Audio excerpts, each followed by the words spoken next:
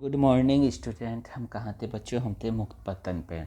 तो मुक्त पतन का अर्थ जानने के लिए आइए एक क्रियाकलाप करते हैं। एक पत्थर लीजिए, ठीक है, इसे ऊपर की ओर फेंकिए और यह एक निश्चित ऊंचाई तक पहुंचता है और तब नीचे गिरने लगता है। हम जानते हैं बच्चों कि पृथ्वी वस्तुओं को अपनी ओर आकर्षित करती है। पृथ्वी के इस आकर्षण बल को हम बोलते हैं बच्चों गुरुत्वीय बल। तो आशा करते हैं हम आपसे कि गुरुत्वीय बल की परिभाषा आप हमें लिख के दिखाएंगे अपनी नोटबुक में। ओके बच्चों। अतः जब वस्तुएं पृथ्वी की ओर केवल इस बल के कारण गिरती हैं, हम कहते हैं कि वस्तुएं मुक्त पतन में हैं।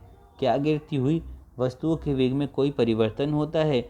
गिरते समय वस्तुओं की गति की दिशा में कोई परिवर्तन नहीं होगा, लेकिन पृथ्वी के आकर्षण के कारण वेग के परिमाण में परिवर्तन जरूर होगा। वेग में कोई भी परिवर्तन त्वरण को उत्पन्न करता है। जब भी कोई वस्तु पृथ्वी की ओर गिरेगी, त्वरण कार्य करता है। यह त्वरण पृथ्वी के गुरुत्वीय बल के कारण होता है, इसलिए इस त्वरण को पृथ्वी के गुरुत्वीय बल के कारण गुरुत्वीय त्वरण बोलते हैं और इसे हम स्मॉल जी से प्रदर्शित करते हैं। जी का मात्रक वही होता है जो त्वरण का होता है, यानी मीटर प्रति सेकंड स्क्वायर। बच्चों, गति के दूसरे नियम से हमें ये ज्ञात होता है कि द्रव्यमान तथा त्वरण का गुणनफल है। मान लीजिए क्रियाकलाप 10.2 में पत्थर का द्रव्यमान m है। हम पहले से ही जानते हैं कि मुक्त रूप से गिरती हुई वस्तु में क्या होता है, गुरुत्वीय बल के कारण त्वरण, और इसे g से निर्दिष्ट करते हैं। इसलिए गुरुत्वीय बल का परिमाण F होता है, द्रव्यमान तथा गुरुत्वीय त्वरण के गुणनफल के बराबर होता है, अर्थात F बराबर होता है mg। इसे एक समीकरण मान लें। समीकरण जो हमारी ऊपर वाली थी और ये वाली जो समीकरण है, तो mg बराबर होता है बच्चों g अपॉन डी स्क्वायर। यानी जब यहाँ से g की वैल्यू निकालोगे तो m से स्मॉल m कट जाएगा बच्चों और आ जाएगा आपका m upon D square. m पृथ्वी का द्रव्यमान, d वस्तु और पृथ्वी के बीच की दूरी क्या है, वस्तु और पृथ्वी के बीच की दूरी d। तो मान लीजिए कि एक वस्तु पृथ्वी पर इसकी सतह के पास है, ठीक है। समीकरण 10.7 में दूरी पृथ्वी की त्रिज्या के बराबर होती है, ठीक है। इस प्रकार पृथ्वी की सतह पर इसके समीप रखी वस्तुओं के लिए mg जो होता है वो होता है equal to gm small m upon R square, यानी g बराबर हो गया gm अपॉन आर स्क्वायर। पृथ्वी एक पूर्ण गोला नहीं है बच्चों। पृथ्वी की त्रिज्या ध्रुवों से विषुवत की ओर जाने पर बढ़ती है, इसलिए g का मान ध्रुवों पर विषुवत वृत्त की अपेक्षा अधिक होता है बच्चों। अधिकांश गणनाओं के लिए पृथ्वी की सतह पर इसके पास g के मान को लगभग हम स्थिर मान सकते हैं, लेकिन पृथ्वी से दूर वस्तुओं के लिए गुरुत्वीय बल के कारण त्वरण समीकरण 10.7 से हम ज्ञात करते हैं। ओके, अब पढ़ेंगे बच्चों क्या, गुरुत्वीय त्वरण g के मान का परिकलन। गुरुत्वीय त्वरण g के मान का परिकलन करने के लिए हमें समीकरण 10.9 में g, m और r के मान रखने होंगे। सावित्री गुरुत्वीय नियतांक g बराबर 6.7 इंटू मल्टीप्लाई में 10⁻⁻11 न्यूटन मीटर स्क्वायर अपॉन में किलोग्राम स्क्वायर।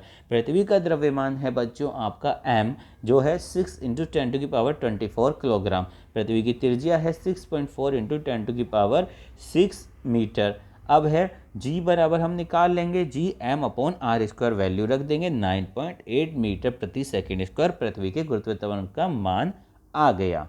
अब है बच्चों ये आपको करना है, ध्यान है, कोई छोड़ना मत इसे। गुरुत्वीय त्वरण g के मान का परिकलन मुझे बच्चों आप सबकी कॉपी में है। ओके, अब है पृथ्वी के गुरुत्वीय बल के प्रभाव से वस्तुओं की गति। यह समझने के लिए क्या सभी वस्तुएं खोखली हैं या ठोस, बड़ी या छोटी, किस ऊंचाई से समान दर से गिरेंगी, आइए हम क्रियाकलाप कर लेते हैं। कागज की एक सीट और एक पत्थर ले लीजिए, दोनों को किसी इमारत की पहली मंजिल से एक साथ गिरा दीजिए। क्या दोनों पृथ्वी पर धरती पर एक साथ पहुंचेंगी?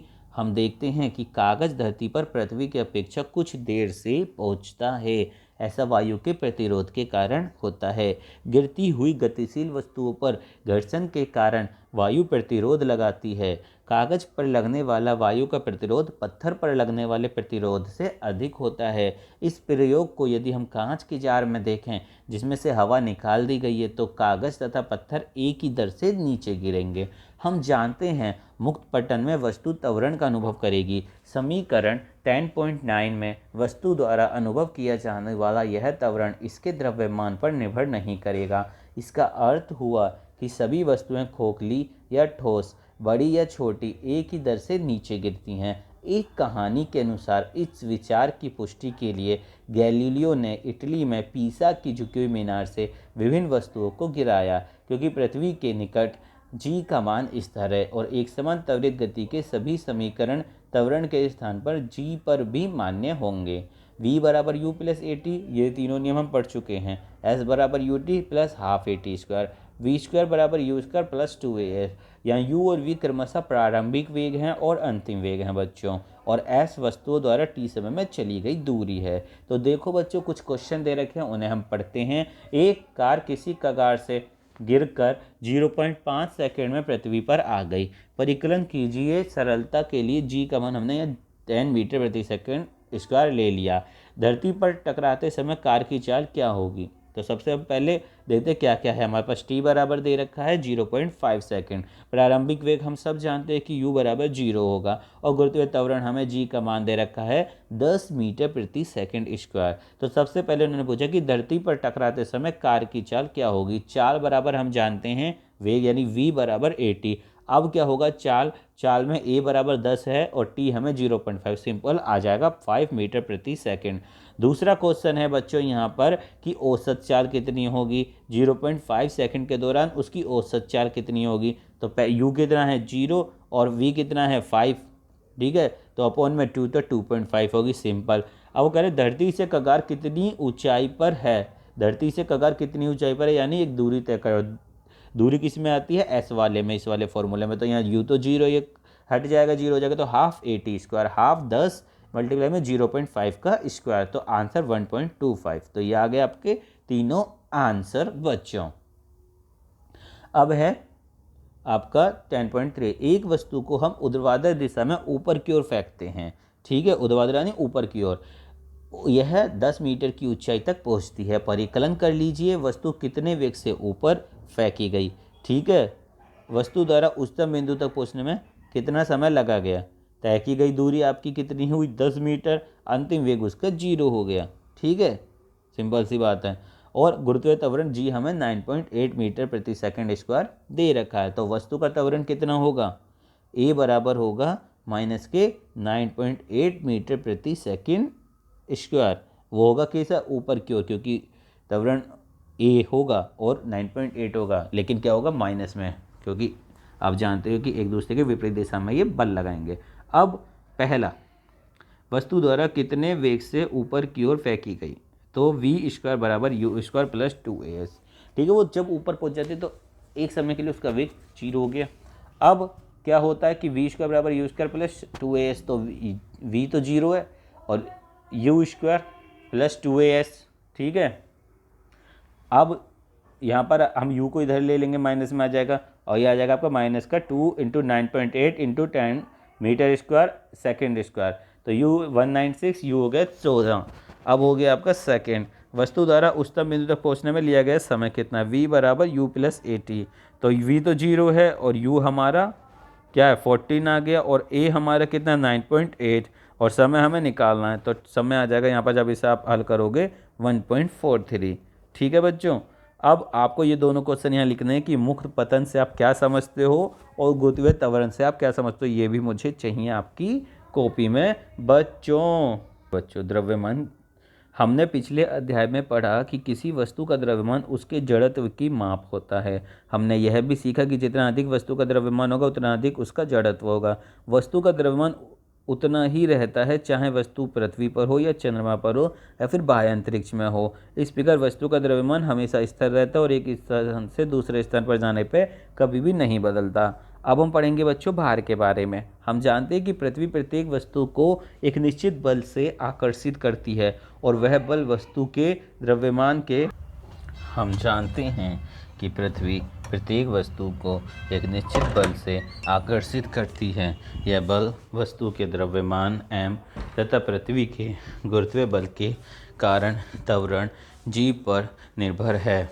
पृथ्वी के गुरुत्वीय बल के कारण त्वरण g पर निर्भर है। किसी वस्तु का भार वह बल है जिससे ये पृथ्वी की ओर आकर्षित होता है।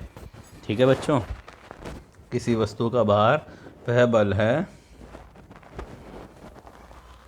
जिससे यह पृथ्वी की ओर आकर्षित होती है। हम जानते हैं कि F बराबर m में, तो A क्या होता है यहाँ पर, G होता है पृथ्वी का। वस्तु पर पृथ्वी का आकर्षण बल वस्तु का भार कहलाता है और इसे W से निर्देशित कर देते हैं। इस समीकरण में W बराबर होता है आपका mg, क्योंकि वस्तु का भार एक बल है जिससे यह पृथ्वी को आकर्षित होता है। भार का मात्रक SI मात्रक वही है जो बल का है। भार एक बल है जो ऊर्ध्वाधर दिशा में नीचे की ओर लगता है, इसलिए परिमाण और दिशा दोनों होते हैं। अब क्या है, हम जानते हैं कि किसी दिए हुए स्थान पर g का मान स्थिर रहता है, इसलिए किसी दिए हुए स्थान पर वस्तु का भार वस्तु के द्रव्यमान m के समानुपाती होता है, इसलिए W जो होता है वो अनुक्रमानुपाती होता है m के। यही कारण है कि किसी दिए हुए स्थान पर हम वस्तु के भार को उसके द्रव्यमान की माप के रूप में उपयोग कर सकते हैं। किसी वस्तु का द्रव्यमान प्रत्येक स्थान पर, चाहे पृथ्वी पर हो या किसी अन्य ग्रह पर हो, उतना ही रहेगा, जबकि वस्तु का भार इसके स्थान पर निर्भर रहता है, क्योंकि g का मान स्थान पर निर्भर रहता है। अब क्या है बच्चों कि किसी वस्तु का चंद्रमा पर भार क्या होता है। हमने सीखा कि पृथ्वी पर किसी वस्तु का भार वह बल है जिससे पृथ्वी उस वस्तु को अपनी ओर आकर्षित करेगी। इसी प्रकार चंद्रमा पर किसी वस्तु का भार भी वह बल है जिससे चंद्रमा उस वस्तु को आकर्षित करेगा। चंद्रमा का द्रव्यमान पृथ्वी की अपेक्षा कम है, इस कारण चंद्रमा वस्तुओं पर कम आकर्षण बल लगाता है। मान लीजिए कि किसी वस्तु का द्रव्यमान है m और चंद्रमा पर उसका भार है Wm। मान लीजिए चंद्रमा का द्रव्यमान है m, ठीक है, स्मॉल m, तथा इसकी त्रिज्या है rm। अब क्या, गुरुत्वाकर्षण का सार्वत्रिक नियम के अनुसार ये हो जाएगा Gm मल्टीप्लाई में rm²। ठीक है, यहाँ क्या है, ये जो m के नीचे m है वो है चंद्रमा का द्रव्यमान, उसी तरीके से r जो वो है उसकी त्रिज्या। ठीक है, और m है आपका किसका, वस्तु का द्रव्यमान मान लिया। तो हम क्या निकालेंगे, चंद्रमा पर वस्तु का भार इस तरीके से निकाल लोगे आप। तो खगोलीय पिंड पृथ्वी पर द्रव्यमान 5.98 इंटू 10⁻24 और त्रिज्या 6.37 इंटू 10⁻6। चंद्रमा पर की 7.36 इंटू 10⁻22 और त्रिज्या 1.74 इंटू 10⁻6। अब समीकरण ये जो ऊपर ते रखे थे आपके कौन से 9 और 15 से आप जब देखोगे तो क्या प्राप्त कर पाओगे आप, कौन सी 10.9। 10.9 है बच्चों, ये रही आ गए। 10.9 है आपकी g बराबर Gm/r², g बराबर Gm/r²। ठीक है, ये तो हो गए 9 और 10.15 है आपकी ये r²। ठीक है, तो यहाँ से क्या करोगे आप, क्या प्राप्त हुआ आपको, आपको प्राप्त होगा यहाँ पर g बराबरMm/r²। ठीक है, क्या हो जाएगा आपको प्राप्त, WE, यहाँ क्या होगा, WE बराबर Gm⁻m इंटू ये हो गया r²। अब है बच्चों कि 10.16 और 10.17 से जब आप देखोगे तो आपको ये वाला समीकरण प्राप्त हो जाएगा। तो यहाँ से W⁻m 2.431 इंटू 10⁻10 G मल्टीप्लाई में m, ये आपको प्राप्त हो गया। तो ये आपका हो जाएगा Wm/WE। देखो Wm हमें यहाँ से प्राप्त हो जाएगा, ठीक है, यहाँ से हम निकाल लेंगे, कहाँ से, यहाँ से 10.16 में वैल्यू रखे सारी, और WE का जो होगा वो हमें यहाँ से प्राप्त हो जाएगा, उसमें वैल्यू रख के हम निकाल लेंगे।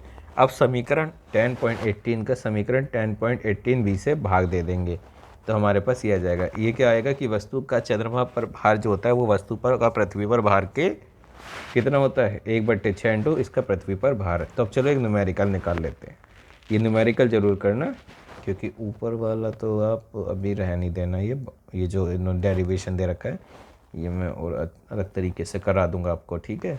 ओके बच्चों, अब है कि एक वस्तु का द्रव्यमान 10 किलोग्राम है, पृथ्वी पर इसका भार कितना होगा, ठीक है। तो उसका द्रव्यमान तो बच्चों है 10 किलोग्राम। अब उसका त्वरण g बराबर 9.8 मीटर प्रति सेकंड स्क्वायर, भार सिंपल से w बराबर mg, तो इतना हो जाएगा। एक वस्तु का भार पृथ्वी की सतह पर मापने पर 10 न्यूटन आया, इसका भार चंद्रमा की सतह पर कितना होगा अभी देखा ही था। हमें क्या करना, बस 1/6 मल्टीप्लाई में उसका भार पृथ्वी पर क्या था, ठीक है। तो बस 6 से भाग दे दोगे तो 1.67 न्यूटन आ जाएगा। अब देखो 2 क्वेश्चन दे रखे, किसी वस्तु के द्रव्यमान तथा भार में क्या अंतर है। ये बच्चों मुझे चाहिए आप सभी की कॉपी में। किसी वस्तु का चंद्रमा पर भार पृथ्वी पर इसके भार का 1/6 गुना क्यों होता है वो हमने पढ़ लिया, और आप इसका आंसर मुझे लिख के बताओगे। नहीं आता तो हम देखेंगे कि मैं बताऊँ आपको कैसे लिखना है बच्चों।